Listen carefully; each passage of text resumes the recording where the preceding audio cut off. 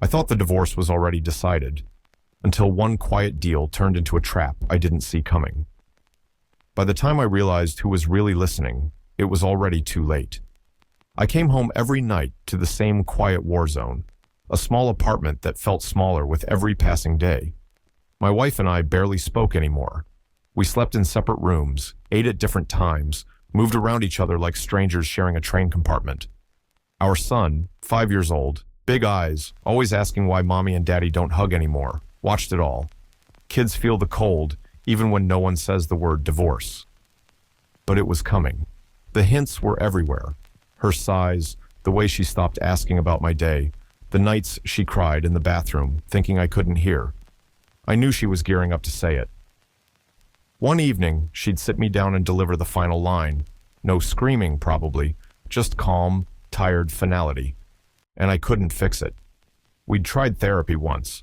It ended with her saying I was emotionally unavailable.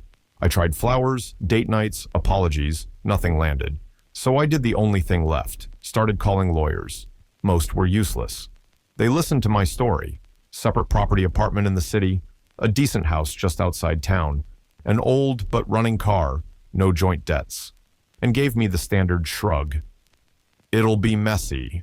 Courts favor the mother with a child. You'll probably keep the car, maybe some cash, but the apartment stays with her and the kid. One lawyer, though, an older guy with tired eyes and a cigarette permanently between his fingers, actually talked straight. Look, He said, leaning back. your apartment is separate, house is separate, car is separate. The house is nice, close to the city, good plot. If you go to court now, they'll shove you into some factory dormitory while she keeps the apartment and the kid. 38 square meters, 3 people. You'll be the one paying alimony and seeing your son on weekends from a rented room. But if you sell the house quietly, cash in hand, no paper trail tying it to joint property, you might walk away with something real. He didn't offer to take my case, just lit another cigarette and waved me out. But the seed was planted. I thought about it for days. The house wasn't fancy, heating on wood and briquettes, no gas, no city comforts, but the land was gold. 20 minutes from town, big garden, small house that could be fixed up, worth serious money. And in a divorce, no court was going to force me to live there with my ex-wife and child. They'd say it's uninhabitable for a family and award it to her anyway, or force a sale and split peanuts. So I called my mom, told her everything. Oh, son. She whispered, voice cracking. How can a woman marry a man and then try to strip him bare? What is the world coming to? She didn't understand. Most women don't, until it happens to their own son.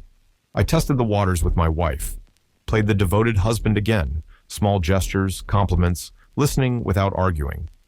Slowly, carefully, I brought up the idea. The house is just sitting there, I said one evening over dinner.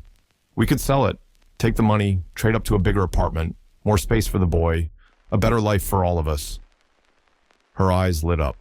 Money talks louder than love when things are already broken. She agreed faster than I expected. Yes, She said. let's do it. A bigger place would be good. I was almost shocked at how easy it was. We found a buyer quickly, a local businessman who wanted a weekend retreat. He came, walked the plot, liked the quiet, shook hands.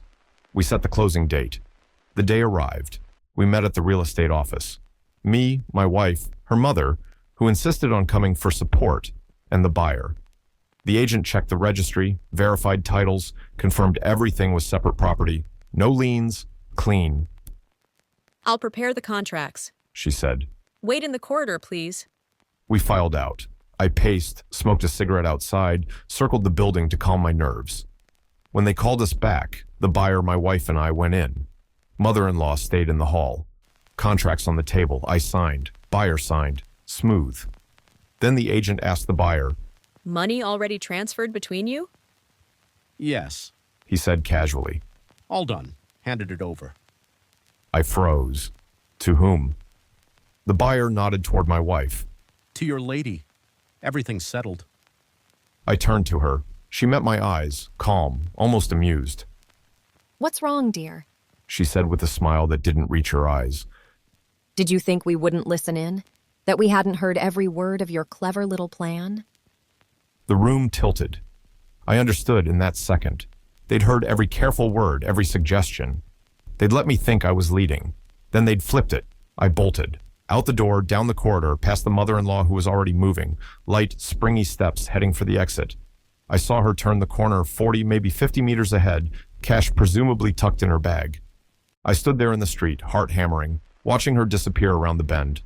The sale was done. The money was gone, and I had just handed them the keys to my escape hatch. I ran after her like my life depended on it, because it did. She was moving fast for a woman her age, light steps carrying her around the corner.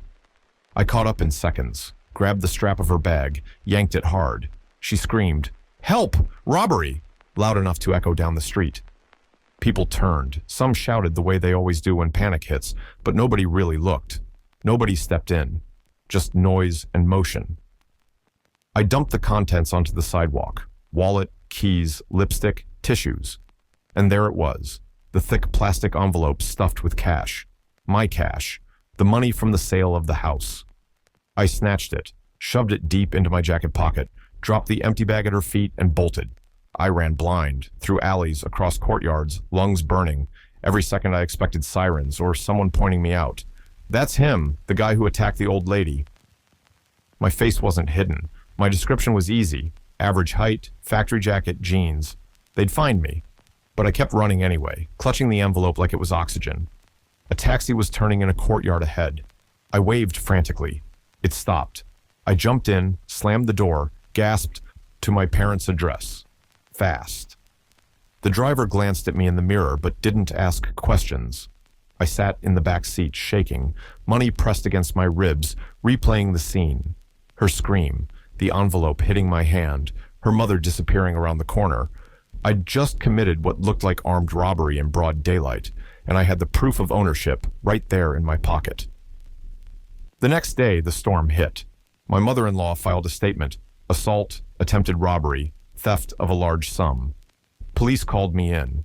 I went voluntarily with a lawyer I'd found overnight, the same tired-eyed one who'd first planted the seed about selling the house. I gave my version clearly, calmly, on record. The money was from the sale of my separate property. The buyer confirmed he handed it to a third party, my mother-in-law, who had no legal standing in the transaction, no power of attorney, no role as seller or buyer.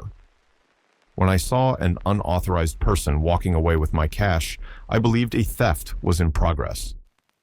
I used no violence, no weapon. I took back what was mine in the moment, spontaneously, no premeditation. The police listened. The buyer backed me up. He'd transferred the money as instructed, assuming it was going to the family. My wife's signature was on the power of attorney giving me authority over the deal, but the cash handoff had bypassed both of us. The court looked at three things. 1. Who were the actual parties to the sale? 2. Who had legal right to receive the funds? 3. Did I have reasonable grounds to believe a crime was occurring? They also examined the transaction itself. The money had been handed over outside the notary's office, without proper documentation of receipt, without both spouses present at the critical moment. That created legal ambiguity, enough to tip the scales. In the end, the court ruled, no intent to rob proven. The money belonged to me. The sale stood. Attempts to paint it as a premeditated crime fell apart. It wasn't quick or clean. Months of hearings, statements, lawyer fees, sleepless nights. My mother-in-law screamed in the corridors. My wife cried on the stand, but the facts held. I kept the cash. Bought a small but solid apartment in a quiet district. No house, no big dreams, just mine. No shared walls, no hidden recordings, no more games. Looking back, three things stick with me. First, if you're listening in on someone, assume they're listening in on you. Conversations about money, property, divorce, keep them minimal, especially at home, especially with anyone who might benefit from your downfall. Second, in any big deal, property, cash, anything serious, don't step away. Don't smoke. Don't wait in the hall. Don't trust. We'll sign later. Stay until every document is signed, every ruble accounted for, every party present. One absent minute can cost everything. Third, and this is me speaking plainly, Don't do what I did. Running after someone, snatching a bag in public, even if the money is yours. It looks like robbery. In most cases, it ends in cuffs, not victory. The law might side with you on paper, but the stress, the risk, the months of fighting, it's not worth it. If you're in a bad marriage, protect what's yours legally, quietly, early. Sell what you can before the war starts. Get good advice. Walk away with your dignity and your assets intact. I got lucky. Most people don't. Don't test fate. Protect yourself the smart way, before you have to run.